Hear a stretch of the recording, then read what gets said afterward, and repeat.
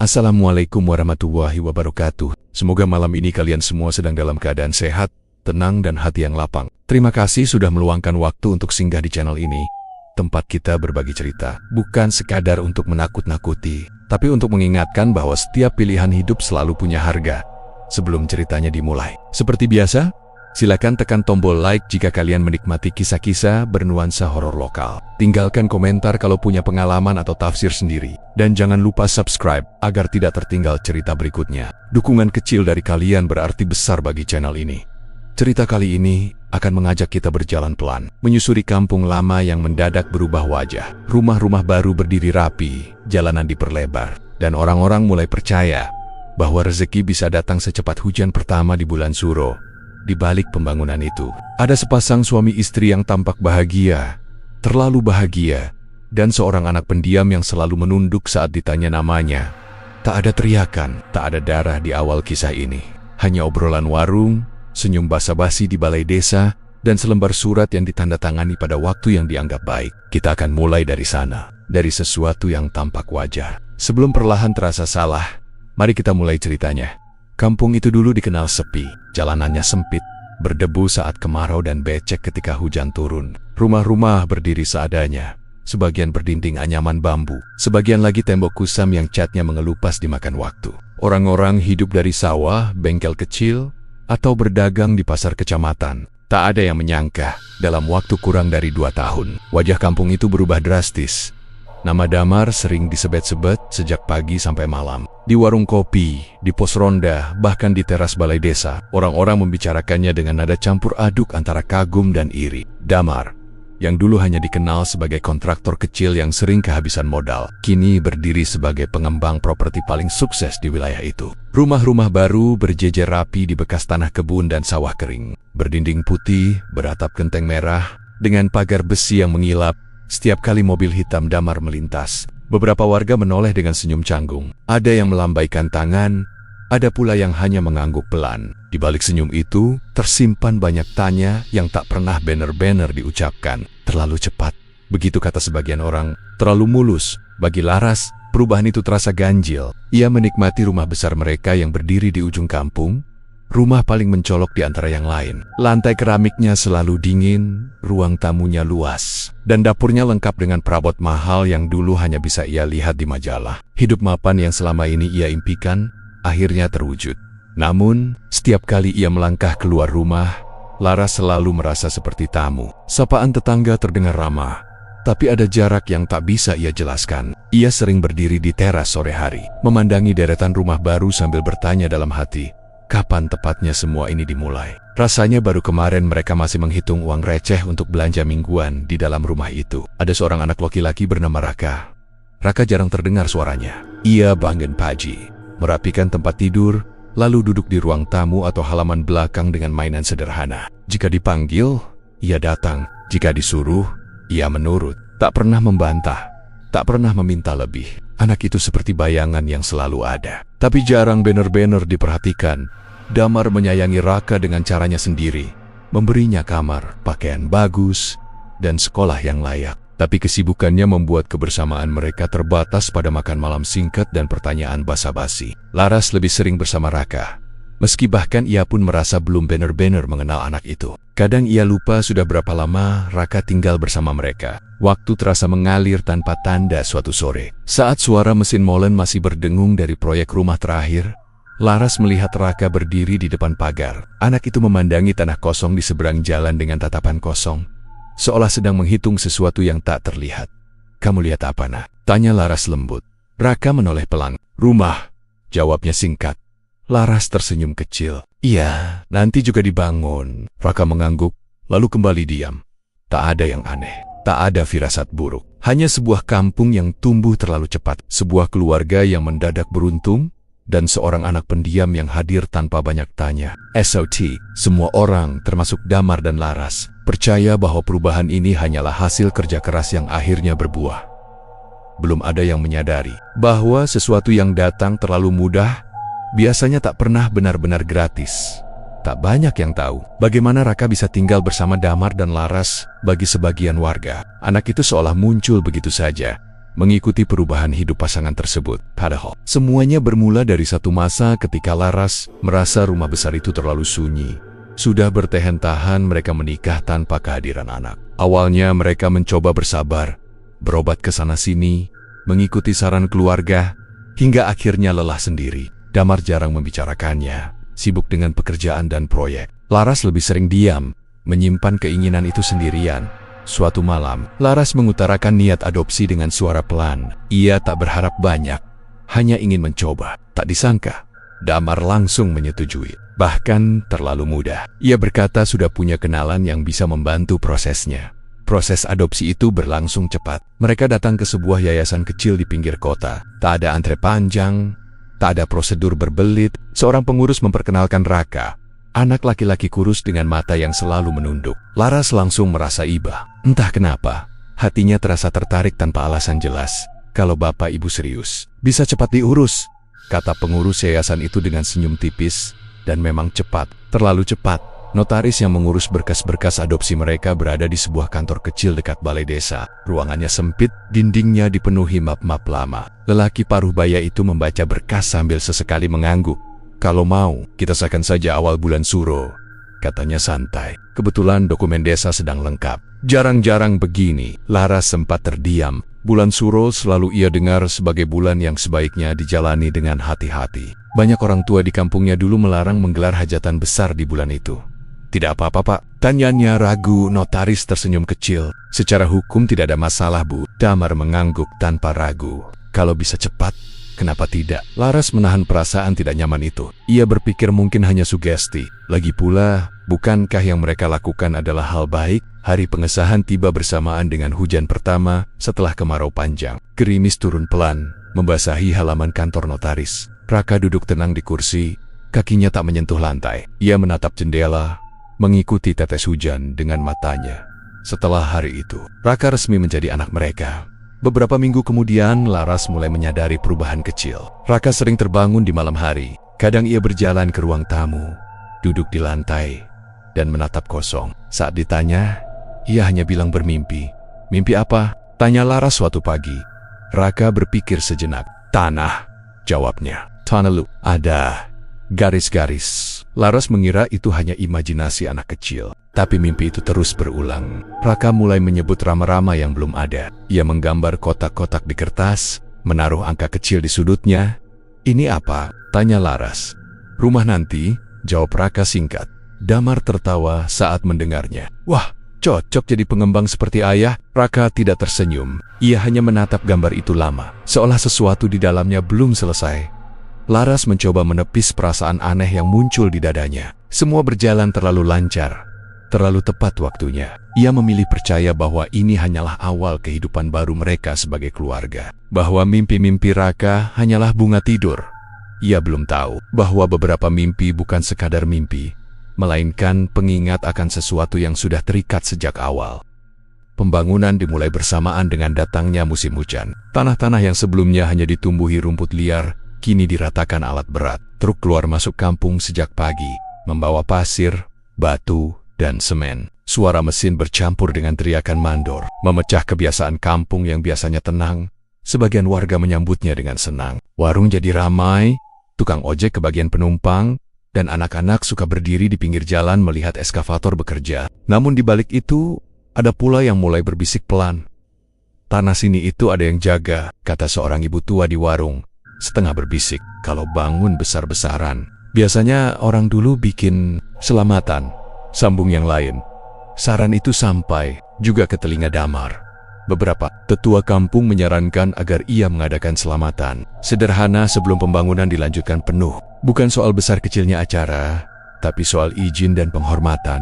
Damar mengangguk, tapi tak terlalu menanggapi. Ia merasa semuanya sudah sesuai prosedur, izin lengkap, sertifikat jelas, dan kontraktor profesional. Namun demi menjaga hubungan baik, ia tetap mengadakan selamatan kecil. Nasi tumpeng, doa singkat, dan beberapa bungkus makanan dibagikan. Tak ada pengajian, tak ada doa khusus. Cepat, praktis, lalu selesai. Sejak hari itu, gangguan kecil mulai muncul. Alat berat yang baru tiba-tiba mogok tanpa alasan jelas. Mesin mati mendadak, padahal bahan bakar penuh. Kabel putus sendiri. Mandor mengeluh karena pekerjaan sering tertunda. Hujan juga turun lebih sering, membuat tanah menjadi labil dan licin. Damar menganggapnya hal biasa. Namanya juga proyek besar. Katanya, pasti ada kendala. Namun Laras mulai merasa ada yang tidak beres. Setiap kali ia melewati lokasi pembangunan, dadanya terasa sesak. Ia sering melihat Raka berdiri agak jauh, menatap tanah yang sedang digali. Anak itu diam saja, seperti biasa. Tapi tatapannya membuat Laras tidak nyaman.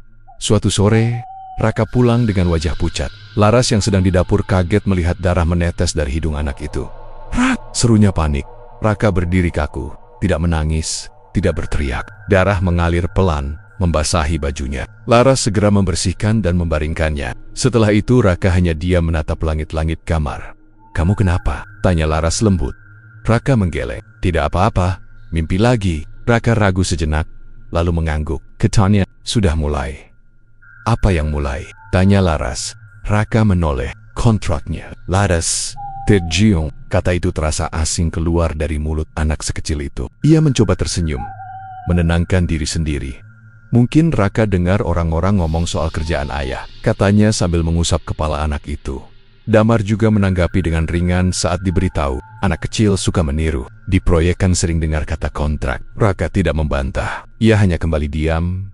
Namun sejak mimisan itu, Raka jadi lebih sering terbangun malam hari. Kadang Laras mendapati anak itu duduk di lantai, menggambar garis-garis di kertas. Jika ditanya, ia hanya berkata, biar tidak salah. Pembangunan terus berjalan meski tersendat. Rumah demi rumah mulai berdiri. Dari Keyahan, semuanya tampak normal. Tak ada kejadian besar, tak ada kecelakaan serius, hanya gangguan kecil yang terus berulang. Dan seorang anak yang perlahan berubah lebih pendiam dari sebelumnya, seolah sedang mengingat sesuatu yang tidak pernah diajarkan kepadanya.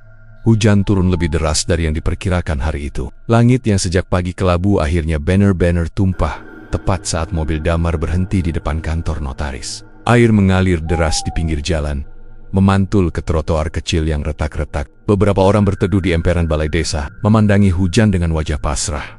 Laras memeluk map berisi berkas adopsi di dadanya. Entah kenapa, perasaannya tidak tenang sejak pagi. Bulan Suro baru saja masuk hitungan hari, dan hujan pertama datang terlalu bertepatan. Kita bisa tunda kalau mau, ucap Laras pelan saat mereka turun dari mobil. Damar menoleh sekilas. Sudah dijadwalkan. Lagi pula cuma tanda tangan. Kantor notaris itu tampak lebih suram dari biasanya. Lampu neon menyala redup, menimbulkan bayangan panjang di lantai. Bau kertas lama dan lembab memenuhi ruangan. Raka duduk di kursi dekat jendela, memandangi hujan yang mengguyur tanpa suara. Notaris menyusun berkas dengan rapi, menjelaskan isi surat adopsi seperti prosedur biasa. Kalimat-kalimat hukum mengalir datar, terdengar formal dan jauh dari kehidupan mereka sehari-hari. Laras berusaha menyimak, tapi pikirannya melayang. Saat pena disodorkan, hujan di luar terdengar semakin keras. Damar menandatangani lebih dulu. Tinta hitam sempat melebar, sedikit luntur, terkena embun dari tangannya yang basah. Ia mengerutkan dahi, lalu tanpa sengaja jarinya tergores ujung map besi di meja. Aduh, gumamnya. Setetes darah jatuh tepat di atas lembar surat. Laras refleks hendak mencegah, tapi notaris sudah cepat menyodorkan tisu. Tidak apa-apa, Pak. Sedikit saja. Damar mengusap jarinya dan melanjutkan tanda tangan. Darah itu tercampur tinta, membentuk noda gelap yang sulit dibedakan. Tak ada yang membahasnya lebih lanjut. Semua menganggap itu hanya kecelakaan kecil.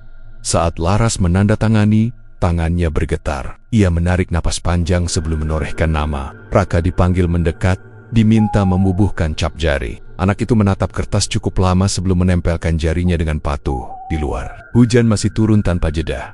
Malamnya, Raka demam. Tubuhnya panas, napasnya berat. Laras duduk di samping tempat tidur, mengompres dahi anak itu dengan kain basah. Raka menggeliat pelan, bibirnya bergerak seperti sedang menghitung 14, 21, 17. Gumamnya lirih. Laras mencondongkan badan. Raka, kamu ngomong apa, nak? Raka membuka mata setengah. Itu, belum penuh. Apa yang belum penuh? Tanahnya, jawab Raka pelan. Masih kurang satu.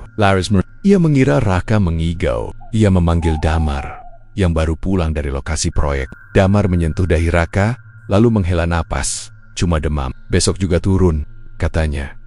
Namun sepanjang malam, Raka terus menyebut angka-angka. Kadang ia menggenggam spray erat-erat, Terkadang tubuhnya menegang seperti ketakutan. Laras tak tidur semalaman. Setiap kata yang keluar dari mulut Raka terasa asing, terlalu dewasa untuk anak seusianya. Menjelang subuh, hujan reda. Udara terasa berat dan dingin. Laras menatap wajah Raka yang akhirnya tertidur lelap. Di dadanya, ada perasaan bersalah yang tak bisa ia jelaskan.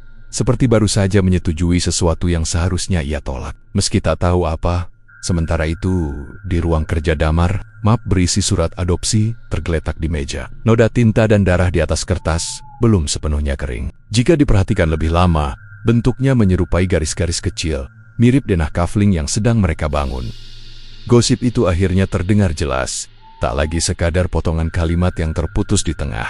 Laras mendengarnya suatu pagi, saat ia berbelanja di warung ujung gang. Dua ibu yang sedang memilih beras tiba-tiba menurunkan suara ketika menyadari kehadirannya. Tapi terlambat, beberapa kata sudah terlanjur sampai ke telinganya. Dulu itu, sebelum jadi kebun kosong, pernah ada yang gak pulang, bisik salah satu dari mereka. Makanya tanahnya lama gak disentuh, sahut yang lain cepat. Lalu pura-pura sibuk, Laras pulang dengan langkah lebih cepat dari biasanya. Dadanya terasa sesak, seperti ada sesuatu yang menekan dari dalam. Ia mencoba mengingat-ingat, apakah Damar pernah menceritakan riwayat tanah yang ia beli.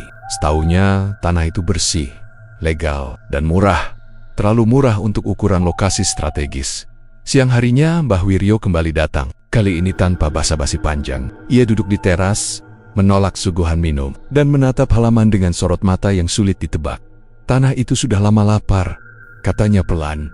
Laras menegang. Lapar bagaimana, Mbah? Minta diakui. Jawabnya singkat. Dulu pernah diambil paksa, pernah dilanggar. Sejak itu, dia menunggu. Laras menggenggam ujung bajunya. Apa yang harus saya lakukan? Mbah Wiryo menghela napas panjang. Kalau sudah terlanjur, biasanya bukan tanah yang harus ditanya, tapi orang yang mengikatkan diri padanya. Kalimat itu menggantung lama di kepala Laras. Bahkan setelah Mbah Wiryo pergi, sore itu, ia menemukan Raka berdiri di halaman rumah kosong lagi. Kali ini lebih lama dari biasanya. Anak itu berdiri tepat di atas tanah yang belum dipasangi paving, matanya menatap lurus ke bawah, bukan ke depan.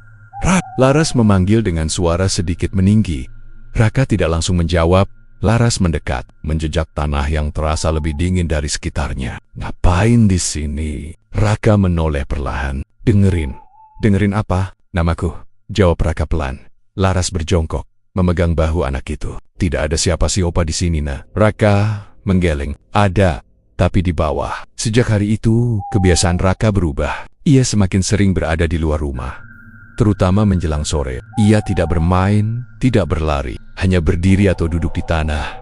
Terkadang menempelkan telinga ke permukaan, seperti mendengarkan denyut yang tak terdengar oleh orang lain di malam hari.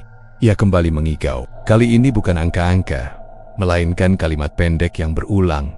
Belum lunas, belum semua. Laras mulai takut meninggalkan Raka sendirian. Ia juga mulai memperhatikan hal-hal kecil yang dulu tak ia pedulikan. Retakan halus di lantai rumah, bau tanah basah yang muncul tiba-tiba meski tak hujan. Bahkan suara seperti desahan panjang yang muncul sesaat sebelum ia tertidur. Ketika Laras mencoba membicarakan semua itu pada Damar, suaminya hanya menghela napas. Kamu terlalu dengar omongan orang kampung, kata Damar. Raka cuma anak kecil. Proyek kita hampir selesai. Jangan bikin masalah sendiri. Namun Laras tahu, ini bukan sekadar imajinasi. Ada sesuatu yang bergerak perlahan, senyap, dan sabar. Sesuatu yang tidak tergesa karena tahu waktunya akan tiba. Dan setiap kali Raka berdiri di halaman rumah kosong itu, Laras merasa anak itu bukan sedang menunggu, melainkan sedang dipanggil. Proyek itu akhirnya mendekati akhir. Dari keyohan, deretan rumah tampak rapi dan seragam, seperti barisan kotak-kotak putih yang berdiri patuh di atas tanah yang dulu sunyi. Jalan sudah diaspal, lampu penerangan terpasang, dan spanduk promosi terpampang di pintu masuk perumahan. Hampir semua unit laku, bahkan sebelum banner-banner selesai. Nama Damar kini dikenal bukan hanya di kampung itu, tapi juga di kecamatan sebelah. Teleponnya tak pernah sepi. Undangan makan siang, pertemuan bisnis, tawaran kerjasama datang silih berganti. Ia pulang semakin larut, berangkat semakin pagi. Wajahnya lelah, tapi matanya bersinar oleh kepuasan yang sulit disembunyikan. Kita berhasil, katanya suatu malam sambil membuka jas. Sebentar lagi proyek ini selesai. Setelah itu kita cari tanah baru. Laras hanya tersenyum tipis. Kata tanah kini membuat dadanya mengencang. Sejak beberapa minggu terakhir, Laras mulai bermimpi buruk. Mimpi yang terasa terlalu nyata untuk disebut bunga tidur. Ia melihat fondasi rumah digali terlalu dalam. Di bawahnya bukan tanah keras, melainkan lapisan demi lapisan tangan kecil, kaki kecil, wajah-wajah anak yang tertutup debu semen. Mereka tidak berteriak, hanya menatapnya. Mata mereka kosong, seolah bertanya kenapa. Laras selalu terbangun dengan napas terengah dan tubuh basah oleh keringat. Bau tanah basah sering terasa di kamar. Meski jendela tertutup rapat, ia tak pernah menceritakan mimpi itu pada Damar. Sementara itu, Raka berubah dengan cara yang sulit dijelaskan. Anak itu kini sering duduk berjam-jam di lantai ruang tamu. Dikelilingi kertas dan pensil, ia menggambar tanpa bicara. Garis demi garis ditarik dengan tangan yang tenang. Saat Laras memperhatikan lebih dekat, jantungnya berdegup kencang. Itu denah, bukan gambar asal. Raka menggambar posisi rumah, jalan, selokan, bahkan ukuran kafling dengan akurasi yang membuat Laras merinding. Beberapa gambar bahkan menunjukkan rumah yang belum selesai dibangun. Rumah terakhir di ujung kompleks. Raka dapat dari mana ini? Tanya Laras, berusaha terdengar biasa. Raka tidak langsung menjawab. Ia menambahkan satu garis lagi, lalu menaruh pensilnya. Dari bawah, katanya. Dari bawah mana? Tanah. Jawab Raka pelan. Dia yang kasih tahu. Laras duduk di sampingnya. Untuk apa digambar? Raka menatap kertas itu lama. Biar dihitung. Dihitung apa? Raka matanya tenang. Terlalu tenang untuk anak seusianya. Yang sudah diambil. Sama yang masih kurang. Laras merasakan tengkuknya dingin. Malam itu, saat listrik tiba-tiba padam di seluruh komplek, Laras mendengar suara seperti retakan pelan dari bawah lantai. Bukan keras, tapi berulang. Seperti kuku yang digesekkan perlahan pada beton. Ia memeluk Raka erat. Anak itu tidak memberontak, justru bersandar, lalu berbisik di telinga Laras. Tenang Bu, belum sekarang.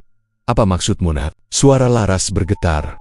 Yang di bawah bilang, lanjut Raka, kontraknya belum lunas. Keesokan harinya, Damar meresmikan rumah terakhir. Pita dipotong, foto diambil, senyum dibagikan. Tepuk tangan terdengar. Tak seorang pun memperhatikan bahwa di sudut halaman, Raka berdiri sendirian, memandangi tanah di bawah kakinya sendiri. Ia berbisik pelan, hampir tak terdengar. Satu lagi, dan entah kenapa, tepat saat itu, angin berhembus kencang meski langit cerah, membawa aroma tanah basah yang tidak seharusnya ada. Laras menemukan map itu tanpa sengaja. Ia sedang membersihkan ruang kerja Damar, berniat merapikan tumpukan kertas yang tak pernah tersentuh sejak proyek hampir selesai. Di laci paling bawah meja, terselip sebuah map coklat kusam. Bukan map proyek, bukan pula sertifikat tanah. Map itu terasa lebih berat dari isinya yang terlihat tipis. Saat dibuka, napas Laras tertahan. Itu salinan surat adopsi Raka. Ia hampir menutupnya kembali. Merasa bersalah telah mengutak-atik berkas pribadi. Namun satu halaman membuat matanya terpaku. Ada bagian yang tak pernah ia ingat dibacakan oleh notaris. Kalimatnya panjang, penuh istilah hukum yang kaku. Tapi satu frasa berulang membuat jantungnya berdegup tak karuan. Pengalihan hak hidup dan hak penempatan atas subjek yang diadopsi. Hak hidup. Laras membaca ulang, pelan, berulang-ulang. Tangannya gemetar. Ia mencoba meyakinkan diri bahwa ia salah paham, bahwa ini hanya bahasa hukum yang berlebihan. Tapi semakin ia membaca, semakin jelas maksudnya terasa menyimpang. Adopsi itu bukan sekadar soal pengasuhan. Ada sesuatu yang dialihkan, dipindahkan, diserahkan. Ia teringat darah yang menetes di kertas saat penandatanganan, tinta yang luntur, hujan bulan suro. Malam itu, Laras tak bisa menahan diri. Ia menemui Raka yang sedang duduk di lantai kamar, menyusun kartis-kartis gambarnya. Denah itu kini disusun rapi, seperti arsip. Raka, panggilnya pelan. Raka menoleh. Ayah Bu. Laras duduk di hadapannya. Waktu kita adopsi kamu ingat hari itu? Raka mengangguk perlahan. Ingat? Apa yang kamu ingat? Hujan, jawabnya singkat. Dan kertas.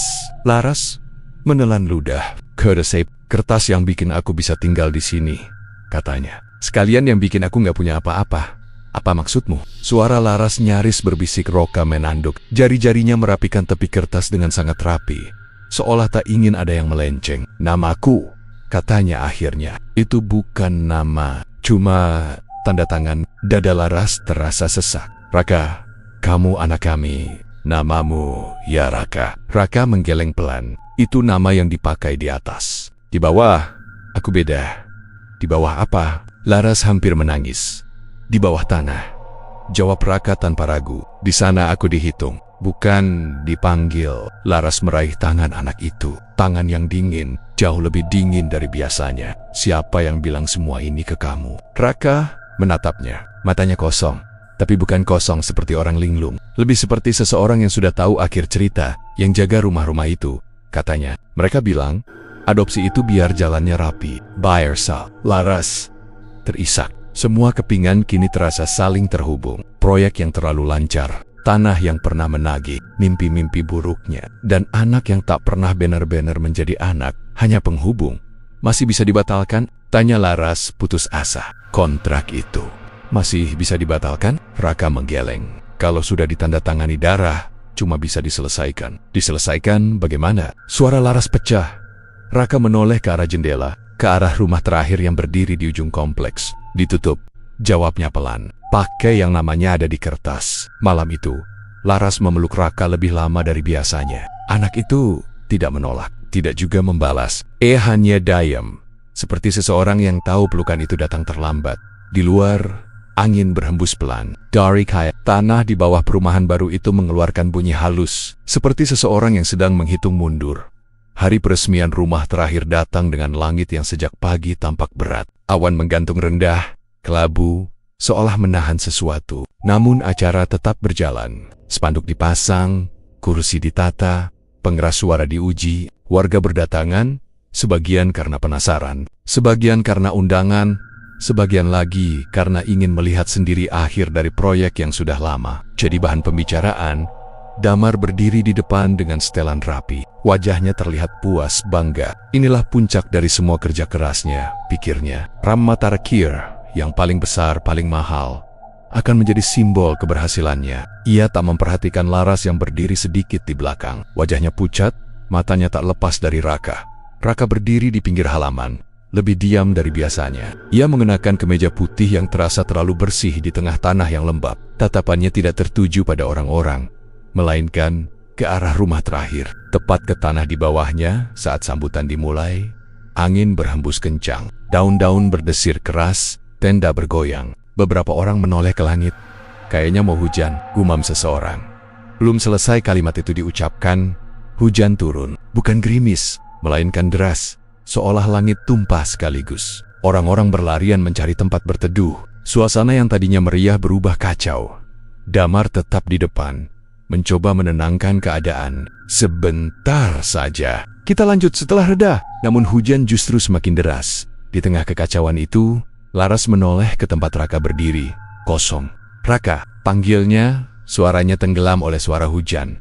Ia menerobos kerumunan, mencari ke belakang tenda, ke teras rumah, ke balik mobil. Tidak ada. Jantungnya berdegup liar. Damar, teriak. Raka nggak ada. Damar menoleh. Wajahnya berubah. Mungkin ke toilet. Anak itu suka jalan sendiri. Laras menggeleng keras. Tidak, dia tadi di sini. Saat itu, tanah bergetar. Bukan kuat tapi jelas. Getaran pendek lalu berhenti. Orang-orang terdiam sejenak, saling berpandangan. Apa itu? Seseorang bertanya. Getaran datang lagi. Kali ini lebih panjang. Disusul suara krek, seperti kayu tua yang dipatahkan perlahan, tapi datang dari bawah tanah. Beberapa orang berteriak. Ada yang jatuh terduduk. Air hujan mengalir masuk ke celah-celah tanah, membentuk garis-garis kecil yang menuju satu titik. Halaman rumah terakhir. Dari sana, terdengar suara aneh. Bukan teriakan, bukan juga gemuruh. Lebih mirip napas panjang yang ditahan terlalu lama, lalu dilepaskan. Tanah retak. Retakannya melebar perlahan, tepat di tengah halaman. Beberapa orang berusaha mendekat, tapi tertahan ketakutan. Damar berdiri terpaku, matanya tak lepas dari retakan itu. Raka! Teriak Laras, kini menangis tanpa peduli orang lain untuk sesaat. Di antara hujan dan kabut tipis yang naik dari tanah, terlihat sesuatu bergerak di bawah. Bayangan kecil berdiri tegak. Laras merasa kakinya lemas. Retakan itu melebar sekali lagi, lalu menutup dengan cepat. Tanah kembali rata, seolah tak pernah terjadi apa-apa. Getaran berhenti. Suara napas itu menghilang. Hanya hujan yang tersisa. Orang-orang terdiam lama. Tidak ada yang berani bicara. Tidak ada yang berani mendekat. Raka tidak ditemukan. Pencarian dilakukan hingga malam, hingga hujan reda, hingga lampu-lampu dinyalakan. Tidak ada jejak, tidak ada lubang. Tidak ada tanda-tanda anak itu pernah berdiri di sana, seolah tanah telah mengambilnya, rapi, senyap, dan tanpa sisa. Di tengah kerumunan yang mulai bubar dengan wajah pucat, Laras jatuh berlutut. Damar berdiri kaku di sampingnya, tak sanggup berkata apa-apa. Di bawah tanah yang kini kembali diam, sesuatu terasa lengkap untuk sementara. Keesokan harinya, halaman rumah terakhir itu sudah dipagari garis pembatas kuning. Polisi datang, aparat desa ikut hadir, dan beberapa orang dari kecamatan berdiri dengan wajah tegang. Mereka mencatat, memotret, lalu menggeleng pelan. Tidak ditemukan lubang permanen, tidak ada tanah longsor, tidak ada bekas amblesan yang masuk akal. Secara resmi, tidak terjadi apa-apa. Raka dinyatakan hilang. Beberapa warga masih bersikeras bahwa mereka mendengar suara retakan, merasakan getaran, bahkan melihat tanah bergerak. Namun tanpa bukti, semua itu dianggap kepanikan massal akibat hujan deras. Berita yang muncul di koran lokal hanya menuliskan anak diduga tersesat. Saat acara peresmian, Damar duduk diam selama pemeriksaan. Ia menjawab semua pertanyaan dengan suara datar, seperti orang yang sedang menghafal naskah. Ketika ditanya tentang kemungkinan menghentikan proyek, jawabannya singkat, semua izin sudah sah. Rumah terakhir sudah diserah terimakan. Kata sah terdengar seperti palu yang memukul dada Laras. Peresmian memang ditunda sehari, tapi tidak dibatalkan. Spanduk diganti, doa dibacakan ulang, dan pita dipotong tanpa senyum. Beberapa warga memilih tidak hadir, tapi sebagian besar tetap datang. Mereka berdiri agak jauh dari halaman rumah terakhir, seolah tanah itu kini punya batas tak kasat mata. Damar berdiri di depan kamera, tangannya gemetar saat memegang gunting. Ia tahu, jika ia mundur sekarang, semuanya runtuh. Nama baiknya, hartanya, dan sesuatu yang lebih gelap yang tak pernah ia ucapkan keras-keras di dalam hatinya. Ia tahu, ini sudah selesai sejak lama. Laras tidak hadir di peresmian ulang itu. Ia mengurung diri di kamar Raka. Tempat tidur masih rapi, mainan masih tersusun, denah-denah gambar Raka masih ada, lengkap, tak kurang satupun. Bahkan gambar rumah terakhir itu kini diberi tanda silang kecil di sudutnya. Laras memeluk salah satu kertas itu sambil terisak. "Aku yang tanda tangan," gumamnya berulang. "Aku yang setuju." Ia teringat jelas hari hujan itu, pena di tangannya, nama yang ia tulis. Ia mengira sedang memberi anak sebuah keluarga. Nyatanya, ia sedang menyerahkan anak pada sesuatu yang tak pernah ia pahami malam-malam berikutnya. Laras sering mendengar langkah kecil di lorong. Kadang suara kertas diseret, kadang bisikan pelan yang menyebut Engkangka Kafling. Saat ia membuka pintu, lorong selalu kosong. Damar semakin jarang pulang. Ia menghindari rumah, menghindari kamar Raka, menghindari tatapan Laras yang kini kosong. Di kantor, ia menandatangani berkas-berkas baru. Sertifikat tanah Okta Jewel Belly, izin pembangunan lanjutan. Setiap kali ia memegang sertifikat itu, kertasnya terasa lembab. Suatu malam Damar menyadari noda merah di ujung map. Ia mengusapnya. Lengket, bau besi tercium samar. Ia teringat darah yang menetes di surat adopsi dulu. "Cuma perasaanku," gumamnya, tapi tangannya gemetar. Laras akhirnya memberanikan diri ke halaman rumah terakhir itu. Sendirian, malam sudah larut, lampu jalan menyala redup. Ia berlutut dan menempelkan telapak tangan ke tanah. "Kalau ini salahku," bisiknya, "ambil aku saja." Tanah tetap dingin, diam, tidak bergerak, namun dari dalam dadanya sendiri, Laras merasakan sesuatu runtuh. Ia sadar, penawaran itu sudah terlambat. Yang diminta bukan pengganti, melainkan yang namanya tertulis di kertas. Raka tidak pernah ditemukan. Dan proyek itu, di mata semua orang, dinyatakan selesai di mata tanah. Mungkin baru saja lunas. Waktu tidak pernah berhenti. Bahkan setelah sesuatu yang seharusnya menghentikan segalanya terjadi, tahun-tahun berlalu, kampung lama itu kini benar-benar berubah menjadi kawasan perumahan elit. Nama Damar terpampang di beliho-beliho besar sebagai pengembang sukses. Proyeknya merambah kota lain, bahkan provinsi lain. Orang-orang menyebutnya pengusaha ulet. Contoh nyata kerja keras yang berbuah manis. Tak ada lagi yang berani membicarakan Raka bagi dunia luar. Kasus itu telah lama ditutup. Anak hilang, tanpa bukti, tanpa jasad. Hanya satu dari sekian banyak tragedi kecil yang akhirnya tenggelam oleh waktu. Nama Raka jarang disebut, bahkan oleh mereka yang dulu melihat tanah retak di depan mata. Kecuali oleh Damar. Setiap kali ia menandatangani sertifikat tanah baru, ada satu hal yang tak pernah berubah. Kertas itu selalu terasa basah. Awalnya ia mengira keringat, lalu ia mengira air. Sampai suatu malam, di bawah lampu meja kerjanya, ia melihat jelas noda merah merembes dari sudut kertas. Darah segar, hangat, berbau besi.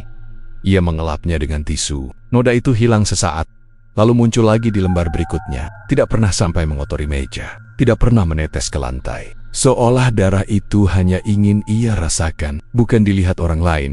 Damar tak pernah berani menceritakannya pada siapapun. Lara sudah lama pergi, bukan bercerai, bukan meninggal. Ia hanya menghilang dari kehidupan Damar, pulang ke kampung asalnya. Kata orang, ada pula yang bilang pikirannya tak pernah benar-benar pulih sejak hari itu. Damar tidak mencari. Ia tahu, di antara mereka ada kesalahan yang tak bisa diperbaiki dengan kata maaf. Malam-malam Damar kini selalu sunyi. Rumah besarnya terasa kosong meski penuh perabot mahal. Saat ia terbangun di tengah malam, ia sering mendengar suara lirih dari kejauhan. Awalnya seperti angin, lalu seperti bisikan.